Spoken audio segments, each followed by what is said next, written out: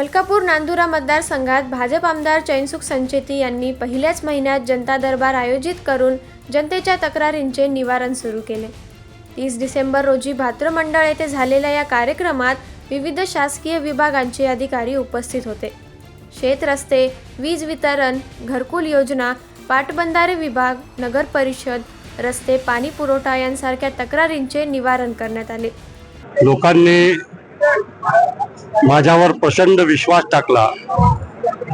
त्यांच्या प्रेमामुळे आणि अतिविश्वासामुळे मी आज मलकापूर विधानसभा क्षेत्राचा आमदार म्हणून पुन्हा निवडून आलो आणि त्यांच्या हिताची कामं करणं हे माझं कर्तव्य आहे, दायित्व आहे। त्या अनुषंगाने त्यांचे जे प्रलंबित प्रश्न आहे, मग शेतकऱ्यांचे, कष्टकऱ्यांचे आणि सर्वसामान्य नागरिकांचे जे प्रश्न आहे ते सर्व सोडवण्याकरता आजचा हा जनता दरबार या ठिकाणी आयोजित करण्यात आला होता आणि जनतेने मोठ्या संख्येने आपल्या समस्या या ठिकाणी मांडलेल्या आहेत आणि त्या सर्व समस्यांचा निपटारा येत्या काही दिवसांमध्येच सर्व अधिकारी मोठ्या प्रमाणात सहकार्य करतायत। त्यांच्या मदतीनं, शासनाच्या मदतीनं हे सर्व सोडवण्यात येतील असा विश्वास व्यक्त करतो।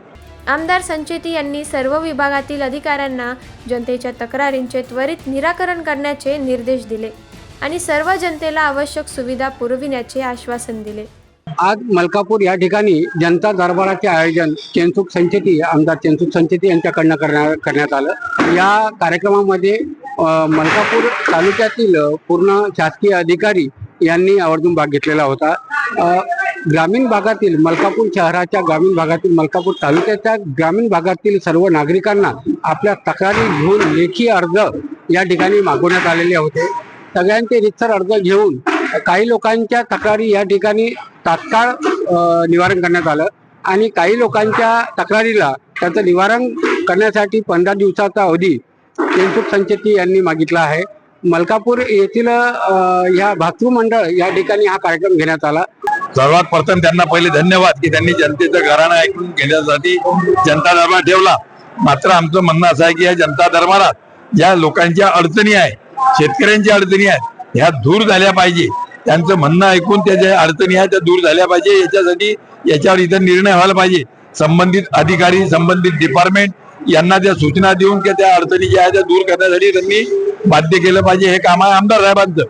सोयाबीनची खरेदी आहे, शासन तिकडे देवेंद्र फडणवीस साहेब म्हणतात की बा सर्वात जास्त खरेदी सोयाबीनची होऊन राहिली, पण इथले संबंधित अधिकारी ते खरेदी फक्त डिस्कलरच्या नावाखाली शेतकऱ्यांचा माल नाकारून राहिले, तर तो माल घेण्यास यावा यासाठी आम्ही तिथे निवेदन दिलेलं होतं। मी अनिल कुमार गोटी, सुदर्शन न्यूज, मलकापूर।